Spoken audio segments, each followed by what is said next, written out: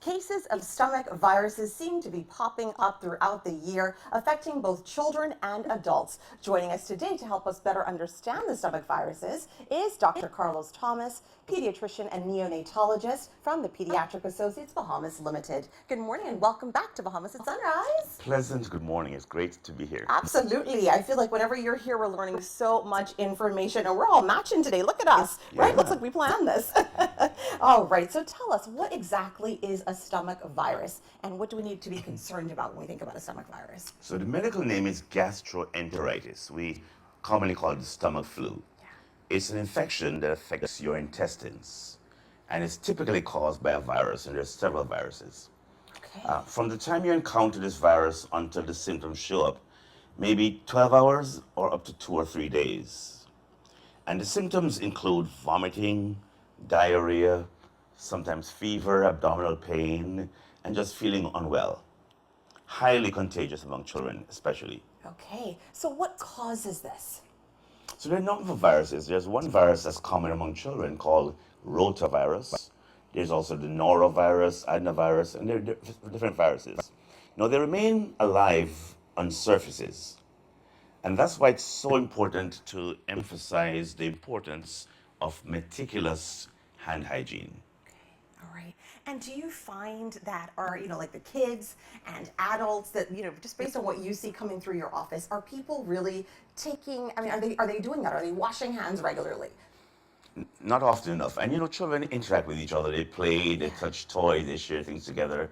It's more common in children in school and daycares, but it can happen in a child at home.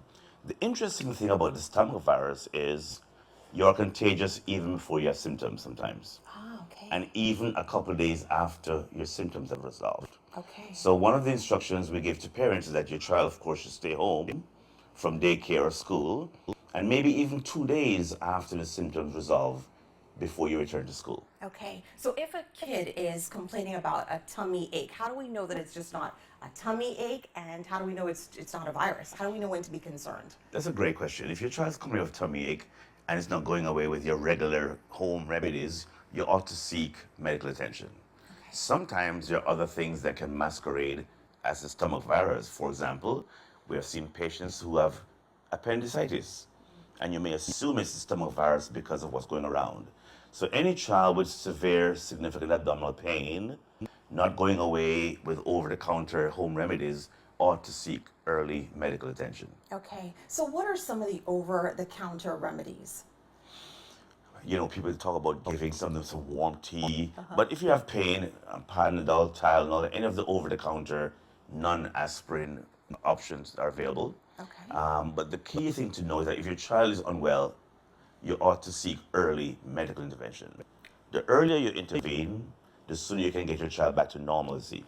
Of course, it disrupts everybody. It affects school, parents may have to stay home, find a babysitter.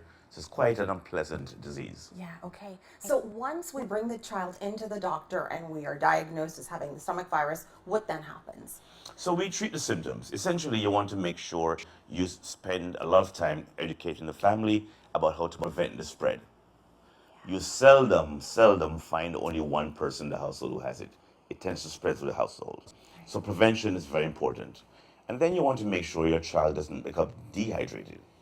Because as you can imagine, if you're throwing up and having diarrhea, can't keep food down, you may become dehydrated. Right. So small, frequent sips of electrolyte-containing fluid like Pedialyte, if you can find fresh coconut water, that's lovely, is very important to make sure your child remains hydrated. Right.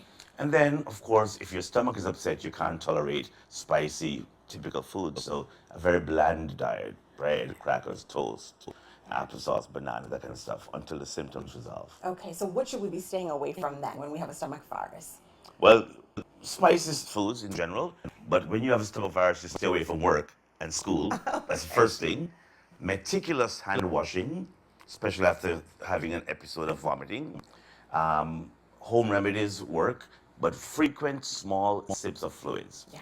If your child is lethargic, if it's a young infant, the diapers aren't wet with urine, that may be a sign you need to seek early medical intervention, because sometimes children become so dehydrated they need to get intravenous fluids. Yeah. And of course, that can only be done in a medical facility. Right. I remember with my kids when they were, a lot younger and they would have these, when they would be dehydrated or be sick and dehydration would occur, even giving them small sips, they would throw that up. And so one of the things that I think a doctor told me was to put it in an ice cube and just let them kind of suck on the ice cube. I don't know, somehow that worked for my kiddos. Yes, and Pedialyte comes in popsicles as well. Yeah. And kids love the cold, pleasant taste of a popsicle. Right. And that allows you to get frequent small sips. Yeah. What advice could you give to classroom teachers out there? What should they be looking for, and what message should they be sending home to parents when they see kids in the classroom that are sick? That's a great school. A good school will notify a parent when something happens. So if your child is throwing up, looks tired, lethargic, not participating, that could be a sign that they're incubating an illness. The other thing to do is meticulous sanitizing of all surfaces. So if a child goes home, that school has to be properly cleaned to prevent reoccurrence with other children. Right, absolutely. Listen, where can individuals find you if we want more information? I'm at Pediatric Associates, easy to find. I'm on Collins Avenue and Case Village. All right, well, listen, it's been a pleasure having you on. Thank you for sharing with us and keeping us informed about the stomach virus. It's my pleasure being here. Absolutely. Ladies and gentlemen, you've been watching Bahamas at Sunrise. We'll be right back.